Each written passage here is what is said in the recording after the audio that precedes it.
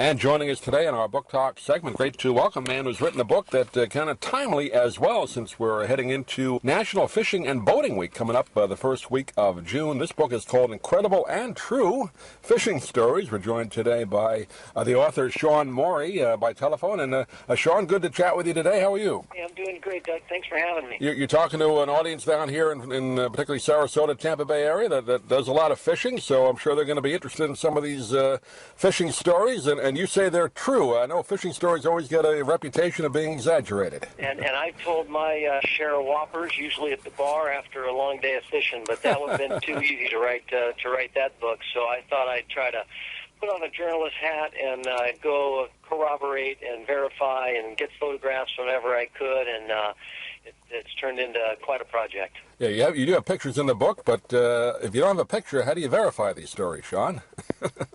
Try to talk to the witnesses, find anybody who's there at the time, saw it. I traveled to many different corners of the world, meeting with captains and anglers and talking to them in person whenever I could. And you just gotta try to verify from as many different angles as you can, especially when it comes to fishing stories. We'll get into some of them in a minute here, but I was a little surprised the statistics, just kind of reading through the book and the notes, how many people fish. That it's double or it's more than tennis and golf combined. I was a little surprised by that number. Yeah, isn't that something? I think it has to do with the ease of fishing. It's inexpensive. There's lots of different bodies of water. Locally you can find a lake, a stream, a river. There's oceans, of course, if you live near the seashore, and it's a whole lot easier to bait a hook than it is to hit a little white ball down the middle of the fairway.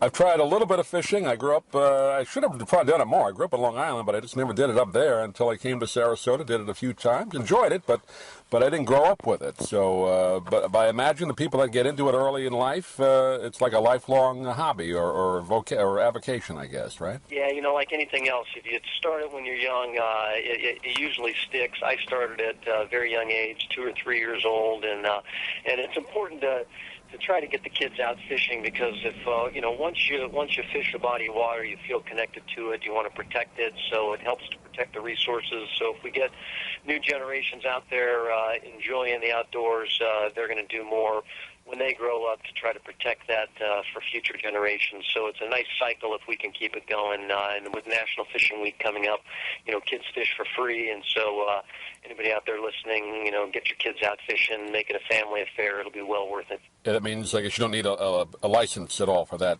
period, right? Time period? No, most states allow kids to fish for free anytime, so it's a good excuse to get out there, get the family out. There's usually some kind of specials happening at your local lake, and sometimes they're doing giveaways and whatnot. But even if you don't catch a whopper, it'll be a great day, a great adventure. You never know. You might see an eagle, an osprey, a deer, a beaver. You just never know what's going to happen when you're out fishing. Yeah, just from me living down here in Florida, just go by the water there, you see people fish, but like you said, you see the nature, you kind of connect with it, you see the different birds, and it's more than just catching the fish, right? It's the whole atmosphere of it. I guess camaraderie, obviously, if you're with other people or family, right? Yeah, no, definitely, and they call it fishing, not catching, for a reason. You're out there fishing. You may or may not catch one, but it's more the whole package, the whole adventure, and it will be an adventure. Well, you break down the book stories into different kind of categories. I was kind of surprised and enjoyed the ones that I guess fishing can be a little dangerous. You had some great stories in the book about fish getting a little angry. Yeah, for sure. These are wild animals, and they get big, and they're predators, and they're all muscle. They spend their days doing basically nothing but eating and swimming. So they're powerful, and they're unpredictable. So whether it's a marlin jumping into a boat and spearing somebody through the chest, or a fish coming on board and flopping around and the hook coming out and ending up in you rather than the fish, there's lots of examples where the fish wins, and it can be dangerous for sure. I saw a video. I don't know if it was the video of the one you talk about in the book, but I did see one on TV not too long ago where the swordfish came really on the boat and went right into the guy's. I think he survived, but man, that's scary. Yeah, it can be very scary. It happens. It happens a handful of times, and thankfully, all but very rarely the people survive, and so that's a good thing. But that's why it's good to have professionals with you if you're going to go after something that big and that powerful, for sure. And those made it into the book. But you really the best story ever told that I've ever verified was not one of those. You would think it would be a shark or a marlin, but it turns out to be the lowly trout. Of all things, wins the all-time award for the best fishing story that I've ever come across. Now, trout are mostly, freshwater and streams? Is that pretty much where you find them? Yep. This rainbow trout, this particular story took place in the Flaming Gorge Reservoir there on the Utah border, and it was wintertime. Also, not a time you'd think that an incredible fishing story would take place. The fish are a little slower, a little lethargic. The water's cold, but it had been a slow day of ice fishing when this man finally caught a keeper. It was a Mackinac trout, and he was curious, as we often are, and he cut open the belly of the fish to see if he should change his bait. And instead of seeing some sort of a creature fall out, out fell this man's thumb. And trout don't eat thumbs, and they don't have teeth, and thumbs aren't supposed to be in lakes. So he panicked and took it to the sheriff, and they thumbprinted it, figuring that maybe it was a missing persons and a drowning victim, and they couldn't figure it out, and then they worried it might be a murder victim, and local journalists wrote about it, and the man who lost the thumb read about it in the paper, and it turns out he'd been on a ski boat the year before and had fallen off, and the boat ran him over and injured him badly. He lived, thank goodness, but his thumb was chopped off by the propeller, and it ended up at the bottom of this reservoir, and a lot of incredible parts to this story, but really the timing is so impossible that out of the millions of fish, this man caught the one fish that ate the one thumb before it had then digested. The timing had to be just right. The thumb was well preserved. And there's a photo in the book for people that still have a hard time with this story, as I do, that shows the thumb next to the gutted trout. And then I took it a step further when I interviewed the man that lost his thumb. I asked him if I could borrow it, and he gladly gave it to me, and I had it encased in plastic, and I take it around on my book tours and show people because it's so hard to believe. You almost have to see the thumb to believe it. It's that good of a story.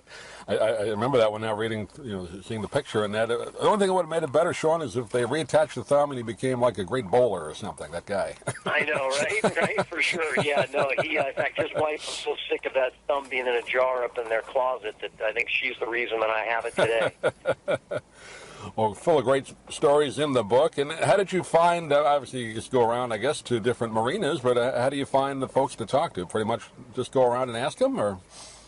That's how it started. I would ask guides and captains, and then they would refer me to some angler that had been on board a few months before where this happened or that happened, and then it would snowball, and one referral would lead to another, and pretty soon people were contacting me, and, and then I would just continue to research and continue to contact people, and it's turned into quite a project. It's ongoing, too.